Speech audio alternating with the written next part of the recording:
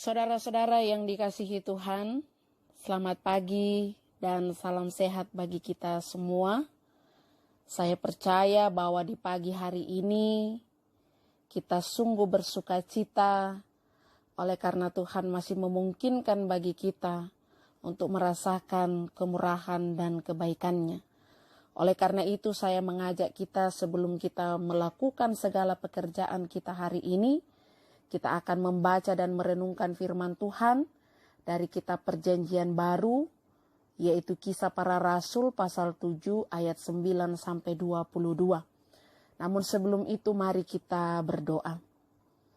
Kami datang mengucap syukur kepadamu ya Allah Bapa kami yang ada di sorga.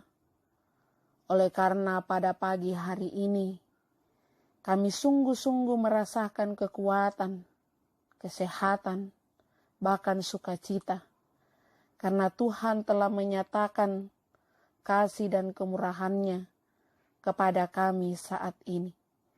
Dan sebelum kami melakukan segala kegiatan kami hari ini, kami datang bersekutu untuk membaca dan merenungkan akan firman Tuhan, yang kami percaya dengan kekuatan Roh Kudus-Mu, firman-Mu ini akan mengawal seluruh perjalanan kehidupan kami hari ini dengan segala tantangannya. Biarlah Roh Kudus Tuhan tetap memampukan kami untuk selalu menyadari bahwa firman-Mu akan menjadi penuntun dan pedoman bagi kami. Ya Allah Bapa kami yang ada di sorga, berfirmanlah kepada kami, sebab sesungguhnya kami anak-anak-Mu telah siap mendengarkan firman-Mu. Di dalam nama Tuhan kami Yesus Kristus firman yang hidup, kami berdoa kepada Bapa di sorga. Amin. Kisah Para Rasul pasal 7 ayat 9 sampai 22. Karena iri hati, bapa-bapa leluhur kita menjual Yusuf ke tanah Mesir, tetapi Allah menyertai dia dan melepaskannya dari segala penindasan serta menganugerahkan kepadanya kasih karunia dan hikmat. Ketika ia menghadap Firaun, Raja Mesir, Firaun mengangkatnya menjadi kuasa atas tanah Mesir dan atas seluruh istananya.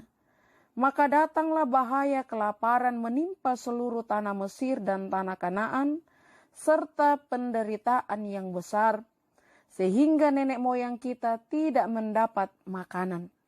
Ketika Yakob mendengar bahwa di tanah Mesir ada gandum, ia menyuruh nenek moyang kita ke sana. Itulah kunjungan mereka yang pertama. Pada kunjungan mereka yang kedua, Yusuf memperkenalkan dirinya kepada saudara-saudaranya, lalu ketahuanlah asal-usul Yusuf kepada Firaun. Kemudian Yusuf menyuruh menjemput Yakob ayahnya dan semua sanak saudaranya 75 jiwa banyaknya.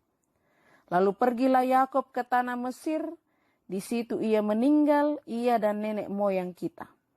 Mayat mereka dipindahkan ke Sikem dan diletakkan di dalam kuburan yang dibeli Abraham dengan sejumlah uang perak dari anak-anak Hemor di Sikem. Tetapi makin dekat genapnya janji yang diberikan Allah kepada Abraham, makin bertambah banyaklah bangsa itu di Mesir, sampai bangkit seorang raja lain memerintah tanah Mesir, seorang yang tidak mengenal Yusuf. Raja itu mempergunakan tipu daya terhadap bangsa kita dan menganiaya nenek moyang kita serta menyuruh membuang bayi mereka, supaya bangsa kita itu jangan berkembang. Pada waktu itulah Musa lahir dan ia elok di mata Allah. 3 bulan lamanya ia diasuh di rumah ayahnya. Lalu ia dibuang, tetapi putri Firaun memungutnya dan menyuruh mengasuhnya seperti anaknya sendiri. Dan Musa dididik dalam segala hikmat orang Mesir, dan ia berkuasa dalam perkataan dan perbuatannya. Amin. Itulah firman Tuhan yang kita baca saat ini dan akan kita renungkan bersama, karena yang berbahagia ialah setiap kita yang selalu mendengarkan firman Tuhan, yang selalu merenungkan bahkan sungguh-sungguh melakukan di dalam kehidupan ini. Saudara-saudara yang dikasihi oleh Yesus Kristus, Bacaan kita dari Kisah Para Rasul pasal 7 ayat 9 sampai 22 oleh Renungan Harian Toraja diberikan tema Teguh dalam Kebenaran. Saudara-saudara yang dikasihi Tuhan, iri hati adalah salah satu sikap yang akan mendatangkan petaka dalam hidup seseorang. Dengan iri hati, seseorang dapat melakukan apapun terhadap sesamanya. Bahkan sikap iri hati akan menjadi penghambat atau penghalang untuk majunya seseorang.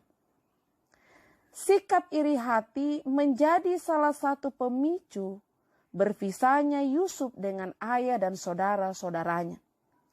Sikap iri hati yang ditimbulkan oleh saudara-saudaranya membuat Yusuf harus menjalani perjalanan panjang sebagai budak di tanah Mesir karena dijual oleh saudara-saudaranya. Hal ini disampaikan oleh Stefanus dalam pembelaannya di hadapan Mahkamah Agama ketika dia menjalani sidang karena iri hati dari jemaat-jemaat Yahudi yang tidak senang dengan dia. Saudara-saudara yang dikasihi Tuhan, Stefanus merasakan bahwa ketika kita berada pada sebuah kebenaran, maka kebenaran itu akan membawa kita pada sebuah kemenangan dan keberhasilan. Sedangkan iri hati mendatangkan malapetaka. Ia percaya bahwa orang benar akan selalu dijaga dan dilindungi oleh Tuhan. Yusuf mendapatkan kedudukan yang luar biasa di Mesir karena dia punya prinsip untuk selalu berjalan pada kebenaran dan menghalau segala sakit hati, iri hati, dendam dari kehidupannya. Karena hal itu hanyalah sebuah kesia-siaan. Dan Yusuf membuktikan bahwa Allah senantiasa menyertai dia dan akan selalu melepaskan dia dari segala penindasan, serta selalu menganugerahkan kepadanya kasih karunia dan hikmat. Hal itu dirasakannya ketika dia dinyatakan oleh Firaun untuk menjadi penguasa di Mesir, menjadi orang kepercayaan Firaun. Saudara-saudara yang dikasihi Tuhan, keberhasilan yang didapatkannya pun menjadi sebuah kehidupan yang baru bagi ayahnya dan saudara-saudaranya ketika mereka dipanggil ke Mesir untuk kembali hidup bersama. Dari kisah yang disampaikan oleh Stefanus, kita boleh belajar bahwa ketika seseorang selalu hidup teguh dalam kebenaran, maka Allah selalu menyertai dia dan berkat-berkat-Nya akan selalu dinyatakan atas orang-orang yang datang kepadanya. Bersyukurlah kepada Tuhan. Amin. Kita berdoa. Kami percaya ya Allah Bapa di sorga, bahwa firman-Mu yang datang menyapa kami dengan penuh kasih, selalu mengajar kami, mendidik kami, untuk senantiasa hidup dalam kebenaran. Meskipun sulit dan terkadang mendatangkan ketidaksenangan dalam diri kami, tetapi ketika kebenaran itu harus dinyatakan, maka semuanya harus diperjuangkan.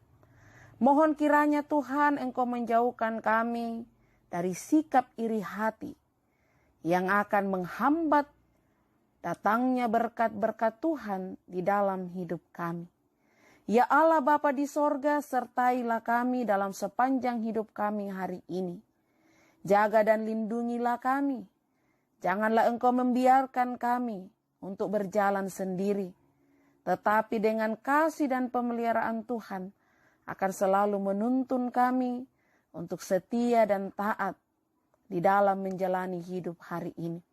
Kalau sampai saat ini kami harus tetap tinggal di dalam rumah, Tuhan tetap memberikan kami sukacita. Dan saudara-saudara kami yang harus bekerja karena tugas dan tanggung jawab di luar rumah, Tuhan tetap menjaga dan melindungi mereka. Dan kami tetap berdoa bagi kekasih-kekasih kami yang terus berjuang dalam penanganan pandemi COVID-19 dengan segala profesi yang mereka miliki saat ini. Biarlah kasih dan pertolongan Tuhan selalu dinyatakan. Dan kami tetap teringat bagi saudara-saudara kami yang bergumul oleh karena berbagai persoalan hidup saat ini. Kami percaya Tuhan Engkau akan melawat mereka satu persatu dan tangan kasih-Mu akan menguatkan mereka. Terima kasih ya Allah Bapa kami di sorga. Kami serahkan hidup kami sepanjang hari ini ke dalam tangan pengasihan-Mu. Di dalam nama Tuhan kami Yesus Kristus, Tuhan dan Juru Selamat kami yang hidup. Amin.